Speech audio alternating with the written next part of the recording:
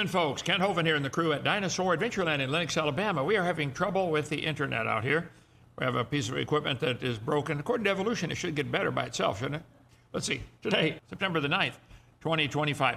More great advice about women from the man, greatest, smartest man who ever lived, and apparently never learned the lesson himself after 700 wives and 300 porcupines. So anyway, we're on a bunch of different channels. Let's see. We're on Facebook, on Rumble, on X, on our own app, KentHovind.tv. Everything's free. Sign up for all of them in case they take us off of one. TikTok has a bunch of subscribers. Let's see what else. That's plenty. Go to iOS or Apple TV and you can see all our channels listed on drdino.com. Please share this with everybody. We want to help.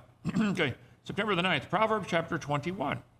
DAL is a good place to come, and kids have a blast around here. We had whole 3 Jeeps full of kids today taking the tour. I thought they were having a wonderful time.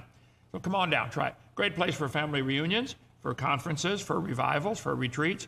I think Christians are losing the war because we keep retreating. We should call it an advance or something, okay? Anyway, church camps, scout camps. I'm an Eagle Scout. Bring them on down. Family vacations, reward for good employees. Maybe you got some employee that's been with you for a while. You want to reward him. Give him an all-expense paid trip to spend 3 days at Dinosaur Adventureland with his family. We don't charge anything. We'll give him housing and food. You just got to pay for the gas to get him here. Okay? A school trip. Bring your whole school group down here. Come see Dinosaur Adventureland. Be sure to like the channel, share it, subscribe, and do all that stuff. Oh, if you want to support us, please do. Join our 777 Club. I like what you're doing. I'm going to help you keep going, Brother Hovind. That's all we want. We're just going to keep winning souls. drdino.com. There we go. Open for over 9 years. Get our video series. The best seller by far is the Creation Seminar Series. $50 for 18 hours. When you're done, you can send it back, get your money back. I don't know how else to be more fair. I want to get the message out. Get our series on what on earth is about to happen. Folks, it's happening now. It's like, wow, it's here. Okay, let me go to slide number 1030, right here. Proverbs chapter 21. The king's heart is in the hand of the Lord. As the rivers of water, he turneth it whithersoever he will. God can turn the heart of the king. Yep, the king's heart is in the hand of the Lord. If God can do something with someone as powerful and noble as a king, usually they get the holier than thou attitude, he can do this with any man or woman that he chooses. God can turn the heart. He turned the heart of Pharaoh to Joseph. He turned the heart of King Saul to David, finally, okay? Nebuchadnezzar to Jeremiah. I'm really thinking about doing Jeremiah next, brother. That book is loaded and it's right on target for what's happening now. Anyway, Darius to Daniel. God turned his heart. Cyrus the king to Alexander the Great, and later to all the Jews, okay? The Roman persecutors were sympathetic to some of the people they were Christians they were killing, and they let them go. God turned the heart of some, okay? God saw the wickedness of man and the imagination of the thoughts of his heart. God sees what's in your heart. He knows. You can't fool him at all. It grieved the Lord that he made man. It grieved him at his heart. Even God gets grieved in his heart, okay? In Genesis 8, the Lord smelled a sweet savor, and he said in his heart, I will not again destroy the world with a flood. The imagination of man's heart is evil. God sees it all, okay? We did a show on here a couple months ago about the connection between the heart and the brain. There's quite a connection. The Bible talks about you thinking with your heart, and they've discovered there's memory in the heart. They've had heart transplant patients that remember things about the previous person's life. How could they possibly know that? That'd be an interesting study for somebody to do. Anyway, the heart is mentioned in the Bible 833 times. 125 times in the book of Psalms, 81 times in Proverbs, a bunch of times in Jeremiah. Amazing book there. Okay, so anyway, every way of man is right in his own eyes, but the Lord pondereth the hearts. This is just the sad reality. Everybody does what they think is right. We see that in the book of Judges. They went into the land, they didn't have a king yet in the book of Judges, and every man did that which was right in his own eyes. Every man did that which was right in his own eyes. It's in there twice. You know, when somebody steals something, they'll justify it. Well, I needed it. You've got it. You're rich. You can afford it, so I can steal it. In their own mind, they justify it. Now, that society may not see it that way, and God may not see it that way, but people generally do what they think is right in their own heart. They justify it. I've got to take these drugs because I need them to feel good. Or I've got to drink alcohol because, or I've got to smoke this cigarette or whatever, okay? They do this right in their own eyes. Let's see. Looks good to me. A couple of hamsters driving the car. Yeah, looks good to him. Looks good to me. Who can do that with their eyes? Man. Okay. Anyway, to do justice and judgment is more acceptable to the Lord than sacrifice. God would rather have you just be honest and just. Okay? An high look and a proud heart, and the plowing of the wicked is sin. The plowing of the wicked, even when wicked people just simply plow their field, it bothers God with their attitude, their wickedness, I guess, okay? He hates a high look, a proud heart, and even when you're doing your work, if you got the wrong attitude, it makes God upset. The thoughts of the diligent tend only to plenteousness. Do you think in terms of how can I be more fruitful? Brother, Joseph, I'm addicted to this ministry. At night, I think up wild ideas. I text everybody at 2 in the morning, hey, let's do this and let's do that, you know. What do you spend your time thinking about? I don't know. You got to worry. You answer to that, okay? But everyone that's hasty only to want, you're going to end up wishing you had stuff, but you don't tend to. You're not diligent. The getting of treasures by a lying tongue is a vanity tossed to and fro of them that seek death. The robbery of the wicked shall destroy them, because they refuse to do judgment. The way of man is froward, stubborn, and strange. As for the pure, his work is right. It's better to dwell in the corner of the housetop than with a brawling woman in a wide house. I guess Solomon would probably know about that, wouldn't he? 700 wives.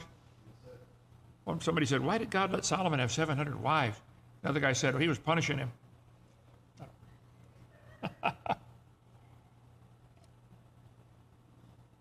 There, okay. The soul of the wicked desireth evil. His neighbor findeth no favor in his eyes. This idea, Solomon 3 different times in the book of Proverbs, twice here in this chapter. It's better to dwell in the corner of the housetop than with a brawling woman in a wide house. And most people don't know about this. Joseph, should I tell them the top secret about this church? There's a bed up in the corner up there on the loft. In case some of you married guys need to get in the corner of the housetop, you can come on over and sleep up there, okay? You'll have those times. Oh, better get away from this one, okay? It's better to dwell in the corner of the housetop than with a brawling woman in a wide house, okay? It's better to dwell in the wilderness than with a contentious and angry woman, Solomon said.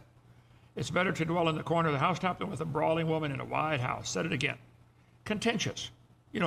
Contend, fight, contentious. Contend for the faith, the Bible says. A contentious and an angry woman. As coals are to burning coals and wood to fire, so is a contentious man to kindle strife. A continual dropping in a rainy day and a contentious woman are alike. You ever been in a house where you have a leak in the roof and you hear the drip, drip, drip, drip? Drive you nuts after a while. Solomon says, a contentious woman is like that too. Drive you nuts. But unto them that are contentious, you can read that in Romans, okay? Contentious, causing or likely to cause an argument. Some people just aren't happy unless they're causing an argument. Joseph, I got people that watch this channel looking for anything. They got to make a comment to make themselves known. Hey, I'm here, everybody. Cloudy Bowels does that, Hey, here I am. I got to make a comment. Look at me, Cloudy. Okay. Deuteronomy, he says, the Lord said, distress not the Moabites, neither contend with them. Don't fight with them. See, God told Abraham to leave his family and go to the promised land. He didn't quite obey, okay? He took his nephew Lot with him. Lot ended up going to Sodom, Sodom and Gomorrah. And when the fire came down on the city, the angels had to drag Lot, his wife, and 2 daughters out of the city. They wanted to stay. They loved the sin, I guess. Lot's wife turned to a pillar of salt, and his 2 daughters said, oh no, everybody in the whole world's dead. We got to get dad pregnant. We got to get pregnant by our own dad. So they got their dad drunk, and got pregnant by their own dad. One of them had a baby, named him Moab. The Moabites are the illegitimate children of Lot. The other one was the Ammonites. You read about them all through the Bible, causing trouble. And one of the Moabites said, I want to serve God. She ended up marrying somebody in Israel and became the grandmother of King David. Anybody know her name? Ruth. Yeah. Look, it doesn't matter what your parents did or your heritage. If you want to serve God, he'll say, come on, you can serve me. Anybody can. Anybody. It doesn't matter what mom and dad did. Quit using that as an excuse. Anyway, God said, don't mess with the Moabites. I've given them this land. Okay? Contention. If you contend with God, he cannot answer him 1 in 1,000. The book of Job talks about contend with God. Okay, in the book of Jude, the next to the last book in the New Testament, he said, contend for the faith, earnestly contend for the faith. So it's better to dwell in the wilderness than with a contentious and angry woman. Just want to argue over everything. I tell the ladies here, look, the secret to happy marriage is duct tape. Let him be the boss. Yeah, but he ain't doing it the way I like. That's a good test for you then to learn to shut up. Okay? Sometimes he's the boss. Let him make a mistake. And duct tape. I got 8 or 10 rolls of duct tape in my back porch just for some of the ladies I talk to here. Whenever you need some, come get it, okay? Yeah, but I don't like, there's your problem right there, okay? You want to be the boss, don't you? Okay, let's see. A continual dropping in a very rainy day and a contentious woman are alike. Okay. When the scorner is punished, the simple is made wise. And when the wise is instructed, he receiveth knowledge. How many of you were raised in school where they did paddling? They would paddle the kids that were bad. Did you have that in your school? Pleasant Hill Grade School in East Peoria, Illinois, where I went, George Burnell was the principal. I remember one of the guys, his last name was Quick. He was always getting in trouble. He's an older kid. Hey, I was in like 5th or 6th grade, and I think he was in 8th grade, okay? And we had Mr. Burnell would call for an assembly. All the students come to the gym. And he would get this kid, after being in trouble 42 times, and give him spankings in front of the whole gym. Bend over, grab your knees. Mr. Burnell had one eye, lost it in the war, and he had a hook instead of a hand. It lost his arm. So he could flex a muscle and open the hook to pick up papers and stuff, Everybody was terrified just looking at George Burnell. And I remember him paddling that kid, and everybody in the stands, in the bleachers, I'll be good, I'll be good. One friend of mine was a teacher, and when they had paddling in their school, he had a big old paddle, and it was purposely broken in about 10 pieces, and he had it duct taped together, and it looked like horrible. But it was all planned. He'd get some kid, oh, Johnny, that's the 4th time I've told you, come out in the hall. He'd put the kid in the hallway, bend over and grab your knees. He'd leave the door open so that when he struck him with the paddle, the pieces would fly into the room where the rest of the kids are sitting. So the rest of the kids, he said, that's terrible. I think it's wonderful, okay? So read what it says. When the scorner is punished, the simple is made wise. Watching Mr. Burnell paddle that kid made me smarter that day. Don't do that, okay? Don't the police officers turn the blue lights on and stop you and everybody else drives by real nice and make sure their seatbelt's on and all that stuff, okay? When the scorner is punished, the simple is made wise. A scoffer is hardened in their rejection of wisdom. They're determined they are not going to get it. Some of the guys I debate on evolution, they refuse to see the obvious. You really believe you came from a rock? R.N. Ra says, nobody believes we came from a rock. And all you atheists believe that. I show right from the textbooks. We'll do that another night, okay? The simple is more naive and inexperienced. A simple man or woman can learn wisdom when they see the scoffers punished. When the wise is instructed, he receives knowledge. All you got to do is talk to them, and they'll get it. Other people got to see somebody else get whooped. Men and women, wise men and women, don't need to learn anything through their own misery or the misery of other people. The wise can learn as they're instructed. Just talk to them. They'll learn. The simple learn wisdom, both from the punishment of wicked men and from the prosperity of good men. Anyway, the righteous man wisely considereth the house of the wicked.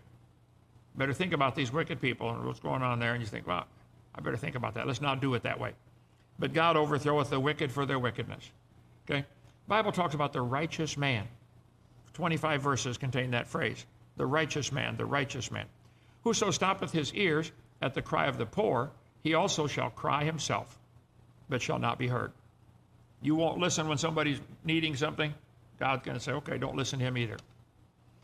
A gift in secret pacifieth anger, and a reward in the bosom strong wrath. It is joy to the just to do judgment. It's just to see judgment brought out. I love those videos on karma. They had one, I saw a short came across the phone. I was looking this afternoon, and this lady gets out of her car and walks up to a police officer and smacks him in the face. He, bam, knocked her down. Some people, that's the only way they learn. What are you doing stopping me, you blankety blank? Bam, laying on the sidewalk. Okay, never mind. The man that wandereth out of the way of understanding shall remain in the congregation of the dead. You just refuse to understand. Okay. He that loveth pleasure shall be a poor man. He that loveth wine and oil shall not be rich. What a thought. You spend your life chasing after pleasure. The wicked shall be a ransom for the righteous, and the transgressor for the upright. It's better to dwell in the wilderness than with a contentious and angry woman. There is treasure to be desired in the oil, and oil in the dwelling of the wise, but the foolish man spendeth it up. Solomon talks a lot about how to spend your money. You spend it on just pleasure, spend it on foolish things. You know the cost of smoking one pack a day is $4,700 a year. I would say that's a foolish way to spend your money. Now, you can if you want, I don't know, but I can't afford that, okay?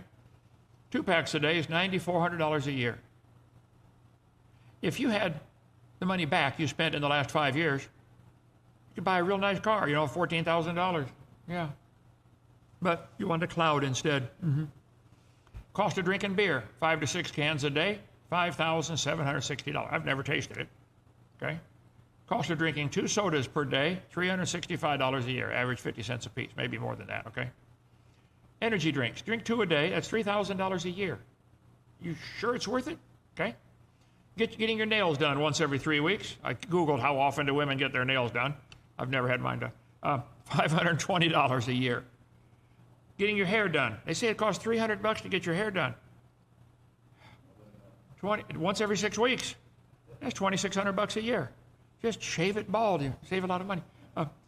Mid-sized dog. If you want, I got to have a dog. Okay, to take care of a mid-sized dog, total cost for the lifetime of the dog, $30,000. Google it. What's the cost of owning a dog? The bigger ones are lots more than that. The cost of using a cell phone is $1,800 a year. Huh. Anyway, he said, those that live for pleasure are going to be poor. No. He that followeth after righteousness and mercy findeth life, righteousness and honor. Oh, a wise man scaleth the city of the mighty and casteth down the strength of the confidence thereof. Whoso keepeth his mouth and his tongue keepeth his soul from trouble. You want to stay out of trouble? Keep your mouth shut. It's a simple.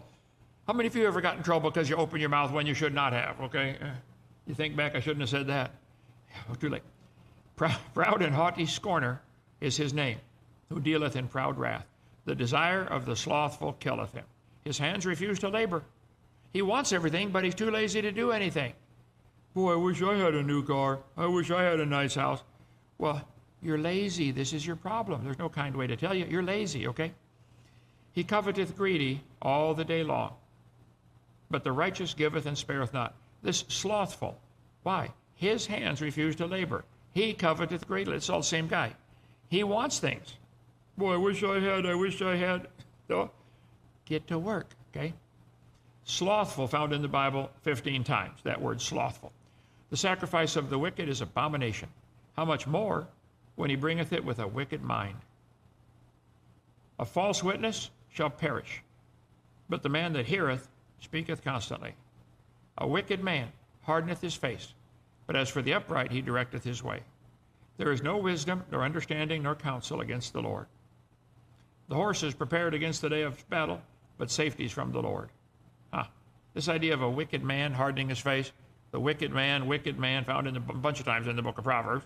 The wicked man, a whole study can be done just on that. Wicked man. Son, some people are wicked. You need to recognize them and stay away. Teach your friends, teach your kids early in life, recognize kids that are going to cause you trouble. How many of you had a friend at one point or another in your life that got you in trouble? You would have done it by yourself, but because you're with him, you did it. I can think of a few from my childhood. Okay. Anyway, that's it for Proverbs 21. Any questions or comments, brother? No, sir. All right. See you tomorrow. Whack an Atheist. Yeah, I love that program. See you then. Bye.